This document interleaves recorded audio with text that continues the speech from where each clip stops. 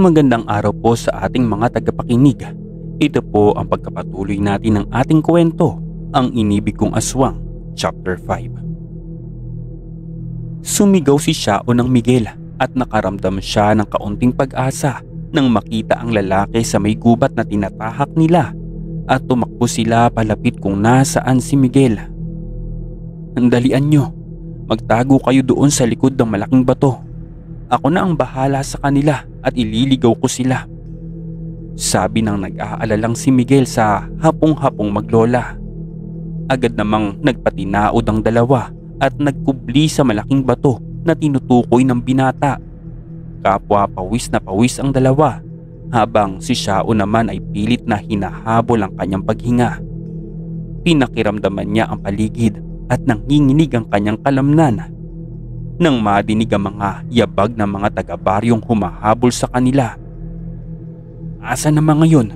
Nakita mo ba sila, Miguel?" tanong ng isang lalaki. Bagamat hindi niya nakikita ang mukha nito, ngunit alam niyang nasa malapit lamang ang mga iyon. "Isang matanda po ba at lalaki ho?" tanong ni Miguel sa kanila at sinabi din niya na, "Doon po. Nakita ko silang nagtungo doon sa direksyon na iyon." Sumagot naman ang lalaki at sinabing, "Ano pang hinihintay nyo mga kasama? Makinig kayo. Halugugin nyo ang mga paligid at sundan sila. Huwag nyong hahayaang makatakas ang matandang traitor na iyon at ang dayo. Kung magkataon ay katapusan na nating lahat.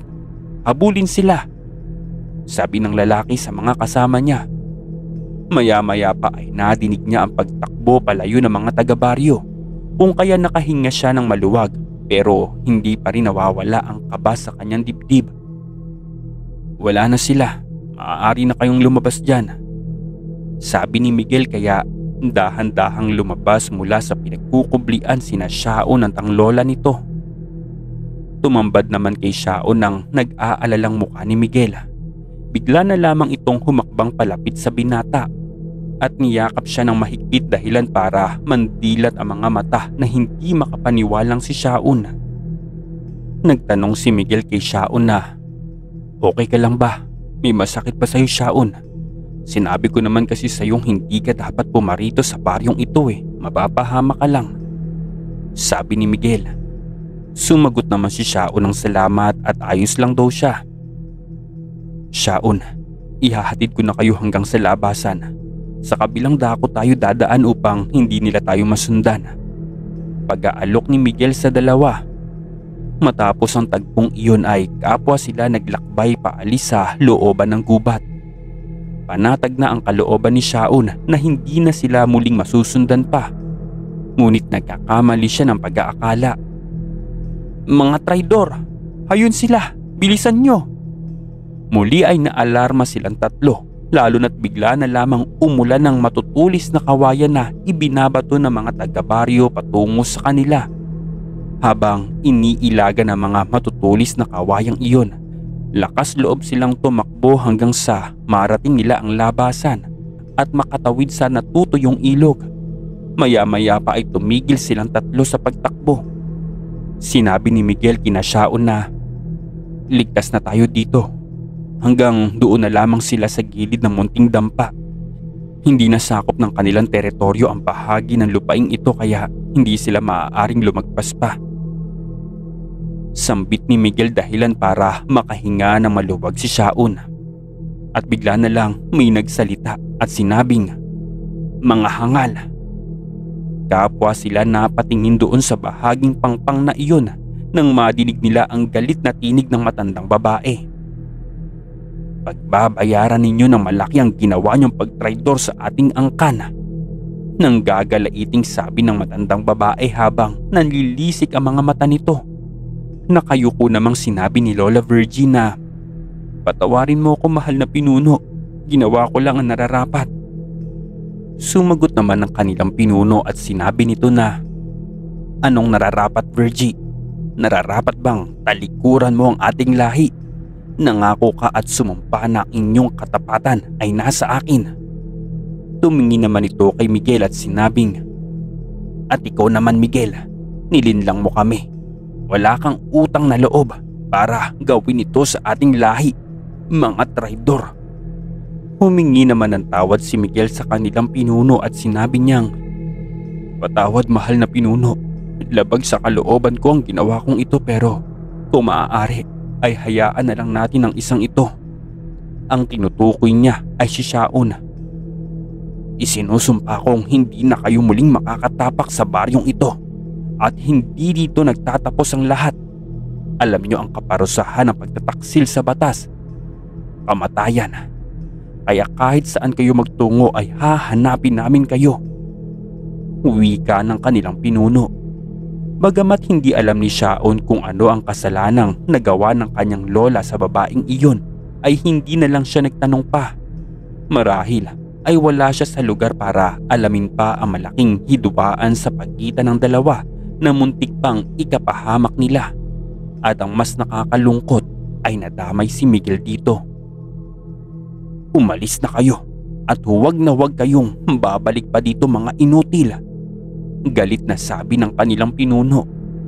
Wala pong nagawa ang matandang si Lola Virgie kundi lisanin ang liblib na puok na iyon at magtungo na lamang sa bayan kasama si Shaun. Bagamat walang tirahang mauuwian si Miguel, ay sinama na siya ni Shaun sa bayan at doon ay unting-unting nagbago ang buhay ng binata na makapiling niya si Miguel sa loob ng kanilang pamamahay na malugod namang tinanggap ng kanyang ina. Lalo na't nalaman nito ang ginawang pagligtas ng lalaki sa anak niya doon sa baryo na iyon. Nakangiti namang sinabi ng nanay ni Shaun kay Miguel na huwag itong mahiya at welcome ito sa pamamahay nila. Nahihiya pa rin kasi ito hanggang sa ngayon.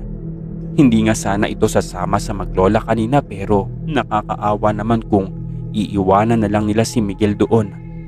Utang nila kay Miguel ang buhay nila at hindi naman ata kakayanin ng kanilang konsensya na hayaan lamang si Miguel na maiwan sa baryo, gayong galit na galit ang mga tao sa kanya dahil sa ginawa niyang pagligtas kina Shaun at Virgie. Nagpatuloy naman sa pagsasalita ang nanay ni Shaun at sinabing, "Maraming salamat iho sa ginawa mong pagligtas sa anak ko at sa aking ina.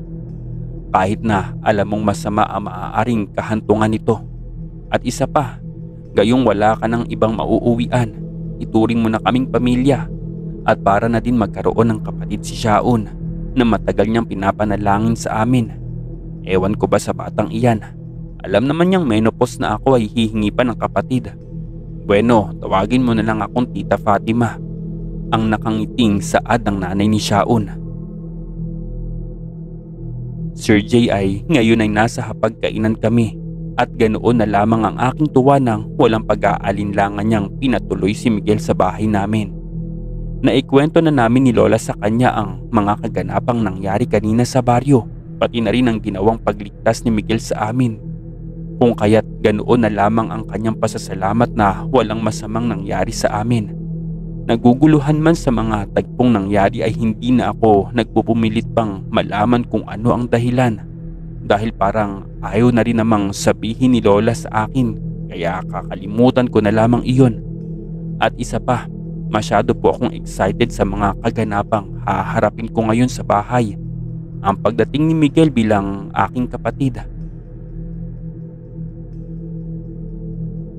Matapos po ang hapunang iyon ay nagtungo sina mama at lola sa balkonahe ng bahay dahil may pag-uusapan daw silang importanteng bagay. Kapwa kaming dalawa lamang ni Miguel ang naiwan sa hapag. Wala naman kasi kaming katulong na nagsisilbi sa amin ni mama, gayong dalawa lang naman kaming naninirahan dito. At isa pa Sir Jay, magaan lang naman ang gawain sa pamamahay na ito kahit na medyo may kalakihan. At sinabi po ni Miguel sa akin na siya na daw ang maghuhugas ng pinagkainan namin. Sabay ligpit po ng mga plato. At pinilit ko na ako na lang at bisita siya sa amin. Sabay bawi ng pinggan na hawak ni Miguel. Sumagot naman si Miguel at sinabi niya po sa akin na, "Nakakahiya naman sa inyo. Hayaan mo na akong tulungan ka sa mga gawain na ito." Sabay kamot po niya sa kanyang batok na nahihiyang ngumiti. Ang cute po talaga ni Miguel. Kaya yun na nga po, dahil mapilit siya ay hinayaan ko na lang siyang maghugas doon sa lababo habang pinanunood ko siya hanggang matapos niya ang kanyang ginagawa habang ako po ay nagpupunas ng mesa. Hinihintay ko siyang matapos at malaya ko pong pinagmamasdan ng kanyang likuran. Hindi ko alam kung bakit hindi ko maiwasang hindi mapatingin sa makisig niyang likuran. Masyadong nakakamangha para sa akin ang katangkaran niya. Kahit nakatalikod po si Miguel ay hindi ko may tatanggi ang kanyang kakisigan. Dagdagan pa ng pagbakat doon sa kupas na maong na short niya na may katambukan ng puwet na taglay nito. Pagkatapos niyang maghugas ng pinggan ay inanyayahan ko na siyang umakyat sa aking kwarto na matatagpuan sa ikalawang palapag po ng bahay. Magkasalo po kami ng kwarto ni Miguel dahil 3 lang po ang silid sa bahay namin. Isa kay mama at isa kay lola na katapat lang din ang kwarto ko. Sinabihan ko po si Miguel na maligo muna nang mapansin kong basa po ang kanyang damit. Marahil ay dahil doon sa tumalansik na tubig na nagmula sa gripo. Tsaka nga pala Miguel, hahanapan kita na maaari mong isuot dito ng mga damit ko. Bukas ay samahan mo ko sa mall para bumili tayo ng mga kagamitan mo. Turan ko kay Miguel. Kinuha ko ang monoblock chair sa may gilid at ipinawesto iyon sa paanan ng cabinet at tumungtong doon para halongkatin ng malaking damit na maaaring magkasya po sa kanya. Pinahiram ko na lang muna siya ng brief at short ngayon pansamantala. Pagkaharap ko uli sa kanya ay muntikan pa akong malaglag mula sa monoblock chair na tinutungtungan ko dahil sa pagkagulat nang makita ko siyang nakahubot-hubad na. Wala siyang tinira ni isang saplot sa kanyang katawan. Namasdan ko ang kanyang kahubadan kaya muli ay may kung anong kakaibang init na dumaloy sa aking balat na nagmula sa dahon ng aking tenga. Naiilang kong iniwas po ang tingin kay Miguel. Ikaw Miguel ugali mo talaga yung paghuhubad sa aking harapan. Ang dugyot mo talaga. Ang naiinis kong sabi kay Miguel na ikinatawa naman niya. Wala naman sigurong mali siya sa'yo Shaun, hindi ba? May kahulugan niyang sagot sa akin at unti-unting naglaro ang isang ngising demonyo sa mukha ni Miguel. Pakiwari ko'y sinilaban ang aking mukha dahil sa inasal niyang iyon. Tsaka nga pala Shaun, kapwa naman tayong mga lalaki at kapatid na kita ngayon. Ang pilyong sabi pa ni Miguel sa akin at sumagot naman ako kay Miguel na kahit na. Nakita ko po ang pagtaas ng isang kilay niya nang madinig ang aking sinabi. Dagdag ko pa, naaalibadbaran kasi ako sa iyo Miguel. Sabay bato ko po sa kanya ng mga damit na ipapahiram ko at sinalo niya rin kaagad. Sabay tawa po ni Miguel sa akin. Shaun, nakita mo naman akong nakahubad noon pa. Natitiyak ko din namang busog na busog ang iyong mga mata sa magandang tanawing iyong nakikita. Balip nagbibigyan lang kita. Sabi po sa akin ni Miguel at sumagot naman ako ng, abay malala na yang kaadikan mo. Sige na, maligo ka na Miguel. At pagkatapos mo ay ako naman ang maliligo. May towel dyan sa loob at gamitin mo na lang. Pagtataboy ko po kay Miguel. Gusto mo ba Shaun na sabay na tayong maligo? Sabay sabi niya po sa akin sabay kindat pa niya. Ayaw mo nun. Ihiluran kita tapos ihiluran mo ko. Maghiluran tayong dalawa Shaun. Napangiwi po ako sa sinabi ni Miguel sa akin. Sinabi ko po kay Miguel na kadiri niya at pwede ba lalaki ako. Sabay bumulong si Miguel sa akin at sinabi niyang sa ngayon. Makahulugan po ang sinabi niyang iyon. Muli ay kumawala sa kanya ang mahinang pagtawa dahilan para mainis ako sa kakulitan niya. Pinangutan ko siya sa noo at tinanong ko po si Miguel kung ano ang ibig niyang sabihin. Ngunit gumising aso muna ito at nagsalita at sinabi niyang wala. Napairap na lang ako sa kanyang inasal na mas lalo niyang ikinatawa. Tumalikod na siya palapit sa pinto po ng CR saka binuksan iyon. Tumingin muna ang lalaki sa akin at muling nagwika si Miguel at sinabi niyang, hindi ko ilalak ang pinto Shaun . Dinig kong pahayag niya mula sa loob ng banyo. Kasi baka magbago pa ang isip mo at gusto mong sumabay sa akin. Malaya kang makakapasok. Pero kung nahihiya ka naman ay bosohan mo na lang ako dito sa labas ng pinto. Promise, magkukunwari akong hindi ko alam. Yan po ang tura ni Miguel sa akin.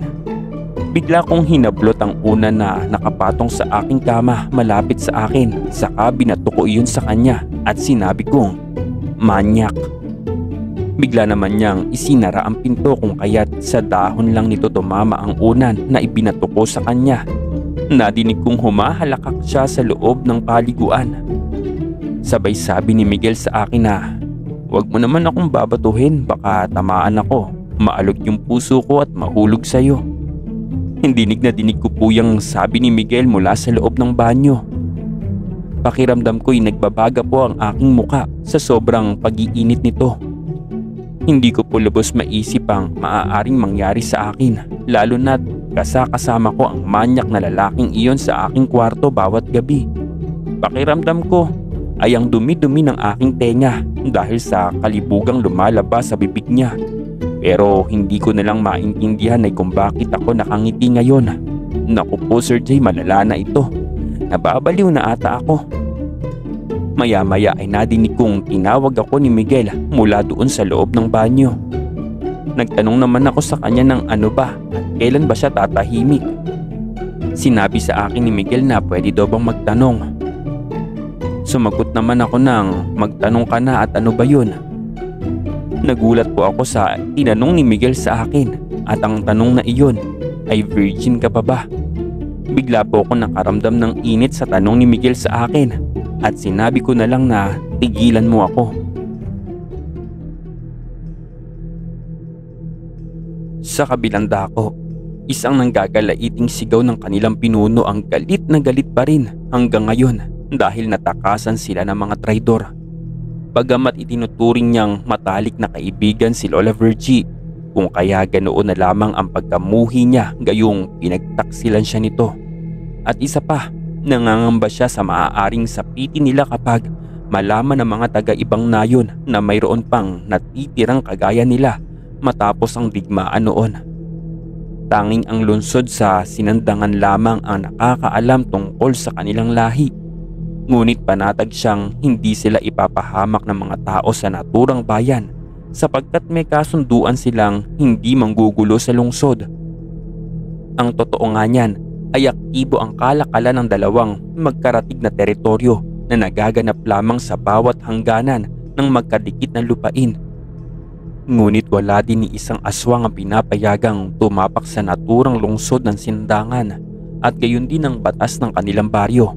Wala ding tao ang dapat na lumagpas sa kanilang teritoryo at sino mang lumagpas ay napagkasunduang patayin. Ang ikinababahala niya ay kung baka malaman ng ibang taga-nayon na patuloy pa rin silang nabubuhay hanggang sa ngayon. Bagamat malalakas sila, ngunit talo pa rin ang kanilang kakayahan sa mga tusong tao. Kung kaya't nagpakalayo-layo ang kanyang angkan at dito nga sila napadpad sa baryong ito. Tanda pa niya kung paano pinatay ng mga tao ang kanyang mga magulang nang sunugin ng mga ito ang kanilang bahay at mabuti na lamang ay maswerte siyang nakaligtas.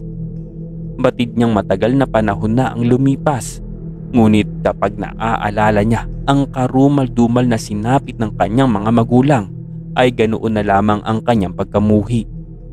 At simula sa mga araw na iyon ay isinumpa niya sa mga labi ng kanyang ama na wala ng sino mang tao ang maaaring makapanakit sa kanila at pinamumunuan niya ang malapit ng maubos ang kanilang lahi at hanggang sa muli na ngang itong makabangon at hindi niya hahayaang muling mapahamak pa ang mga ito. Poprotektahan niya ang kanyang angkan hanggang sa huli niyang hininga. Sinabi ng kanilang pinuno na kailangan daw na mayroon silang gawin. Kinakailangan daw nila na kumilos sa lalong madaling panahon para hanapin ang mga taksil. Puno ng panggigigil ang pahayag ng pinuno nila. Kaharap niya ang mga nasasakupan na ngayon ay nakatungo lamang, kapwa natatakot sa nakamamatay na tingin ng kanilang pinuno. Isang matandang kalahi nila ang naglakas loob at sinabi nito na paano daw nila iyon gagawin at hindi nila pwedeng puntahan ang bayan nila Virgie dahil tiyak lamang na kanilang ibibitag ang kanilang mga buhay sa kamay ng mga taong naroroon. Walang sino man daw sa kanila ang maaaring maglakbay palabas mula sa kanilang teritoryo. Kahit na daw ang lungsod ng Sinandangan ay mahigpit na ipinagbabawal iyon sa kanila. Hindi rin daw sila pwedeng basta-basta na lamang na lumipad sa bayan nila Virgie. Lalo na't mahigpit na kalaban ng kanilang lahi ang bayang iyon noon. At ang tanging bayan daw nila Virgie ang muntik nang umubos sa kanilang lahi. Hindi daw dapat sila padalos-dalos ng hakbang, lalo't nangako sila sa karatig na lungsod na kahit kailan ay hindi sila magkakamaling tumapak sa kanilang lupain. Yan ang nababahalang pahayag ng matandang kanilang kasapi. Sumagot naman ang kanilang pinuno at sinabi nito na, "Alam ko yun, ngunit kung wala tayong gagawin baka tiyak pa rin ang ating kakahantungan. Tanging bayan ng Sinandangan lamang ang nakakaalam na nabubuhay pa rin tayo hanggang ngayon. At kung malaman ng taga-ibang nayon ang ating sekreto, lulusob ang mga ito at mamamatay tayong lahat." Yan ang pahayag ng kanilang pinuno. Sinabi naman ng isa pa nilang kalahi na ano daw ang susunod nilang hakbang. Hindi daw nila maaaring lusubin ang bayan na pinagmulan nila Virgie dahil delikado daw iyon para sa kanila. Hindi tayo lulusob doon. Ang kailangan lang nating gawin ay magpadala tayo doon ng isa sa ating mga kalahi para magmanman sa mga taksil na tumalikod sa atin. Matatag na sinabi ng kanilang pinuno. Nagbigay naman ng pahayag ang isa nilang kasamahan at sinabing kung isasakripisyo daw ang buhay ng isang nasasakupan nila upang sundan ang isang dayo sa kanilang bayan. Batid daw nilang napakadelikado daw ng hakbang na iyon. Hindi lang daw sa isang buhay ng kanilang kalahi kundi pati sa buhay nilang lahat. Ngayon ay hindi na alam ng pinunong aswang ang gagawin sapagkat alam niyang maliit na tsansa lamang ang mapaghigantihan ng mga taksil, lalo na't natatakot ang kanyang lahi na lumabas sa kanilang teritoryong lupain. Nagtatalo ang kanyang isipan kung hahabulin pa ba ang mga taksil o hindi na. Gayong alam niyang hindi na babalik pa ang mga ito sa kanilang lupain, pero dapat siyang maghanda sa posibleng mangyari. Isang alulong ang pumunit sa tahimik na gabi, dahilan para maalimpungatan ang mahimbing na natutulog na si Shaun. Bagamat inaantok, isinawalang bahala na lamang niya iyon. Muli niyang ipinikit ang kanyang mga mata. Ngunit sandali ay napadilat din siya agad nang maramdaman ng malamig na simoy ng hangin na nagmumula sa labas ng bintana. Bilog na bilog ang buwan at ang sinag nito ay tumatago sa bintana ng kanyang silid. Ganoon na lamang ang pangungunot ng kanyang noo. Ang kanyang isipan ay nagtatanong kung bakit nang matanaw ang nakabukas na bintana. Batid niyang nakasara iyon kanina bago matulog dahil siya mismo ang nagsara nito. Napailing na lamang siya. Marahang bumangon si Shaun mula sa kinahihigaan para muling isara ang bintana. Marahil ay malakas lamang ang ihip ng hangin kaya kusa ang pagbukas nito. Sa kanyang pagbangon ay muling nadagdagan ang pagkunot ng kanyang noo nang makitang wala si Miguel sa kanyang tabi. Tinawag niya ito sa pangalan ni Miguel, ngunit tanging katahimikan lamang ang sumagot sa kanya. Nasaan kaya ang lalaking iyon? Tanong niya sa kanyang isipan. Naglakad siya palapit sa bintana. Dumungaw siya at iginala ang paningin sa madilim na kapaligiran. Nanuot sa kanyang balat ang malamig na simoy ng hangin. Sobrang tahimik ng gabi na sinisinaga ng bilog na buwan. Ngunit pakiwari niya ay kakaiba ang gabi na ito. Wala siyang madinig na mga nag-iingay na mga kuliglig o mga kulisap. Parang siya lamang ang gising sa mga oras na ito. Unti-unting tumayo ang mga balahibo sa katawan ni Shaun dahil animoy nabibingi siya sa sobrang katahimikan ng gabi. Nakaramdam siya ng kakaibang takot kaya minabuti na lamang niyang isara ang bintana. Muli niyang tinawag si Miguel matapos masigurong maisara ang bintana, ngunit hindi pa rin sumasagot si Miguel. Dahil sa pag-aalala, napagpasyahan niyang bumaba sa unang palapag ng bahay para hanapin si Miguel doon. Baka sakaling naroon ito sa kusina at umiinom ng tubig o anumang iba pang ginagawa nito. Muli ay tinanong niya si Miguel kung narito ba siya. Kinapa niya ang switch ng ilaw. Sandaling napakurap-kurap pa ang kanyang mga matang tila naninibago at nasisilaw sa liwanag na nagmumula sa maliwanag na chandelier. Pinasadahan niya ng tingin ang paligid ngunit walang sino man ang naroon. Pumunta din siya sa may kusina at sa may sala ngunit hindi niya mahagilap si Miguel. Sa sandaling iyon ay napuno ng kaba at pag-aalala ang kanyang dibdib. Isang kalabog ang narinig ni Shaon. Biglang nabaling ang kanyang paningin mula sa ikalawang palapag ng bahay kung saan siya nanggaling nang madinig niya ang kalabog na nagmula doon. Bagamat kinakabahan ay nilakasan niya ang kanyang loob upang muling balikan ang iniwang kwarto. Dali-dali siyang umakyat pabalik sa kanyang silid. Nang marating ang bungad ng kanyang pinto ay kinapa ni Shao ng switch ng ilaw na naroon sa malapitang matigas na dingding. Nang magliwanag ay walang sino man ang tumambad sa kanya. Muling umihip ang hangin na ngayoy nililipad ang kanyang buhok. Agad na napadako ang kanyang tingin sa bintana. Nakabukas na uli iyon. Ang makapal na kurtinang nakatabing ay patuloy na sinasayaw habang sinasabayan ang paglalaro ng malamig na hangin. Bigla siyang kinilabutan sa tagpong naabutan. Unti-unting bumigat ang kanyang paghinga.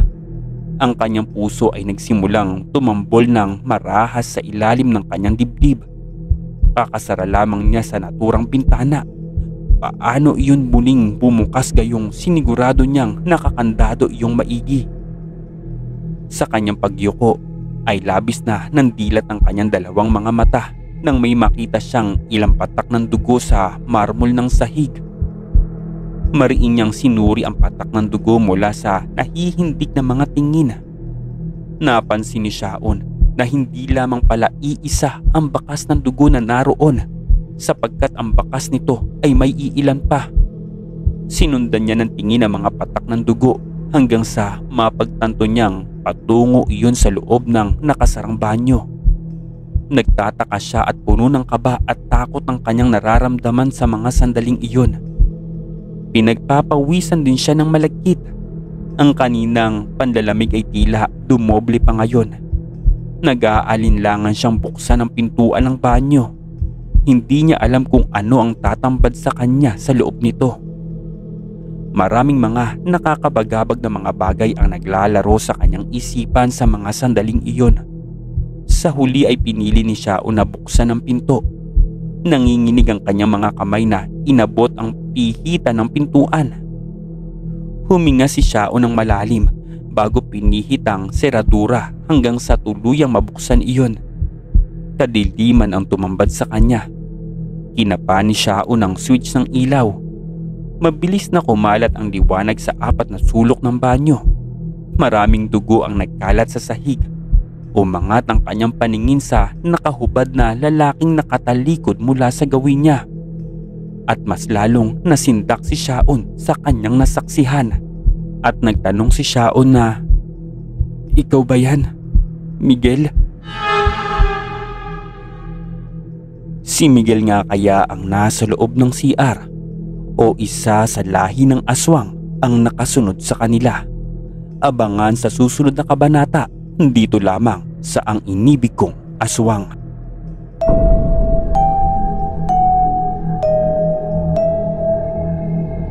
Istorya Tagalog Horror Stories.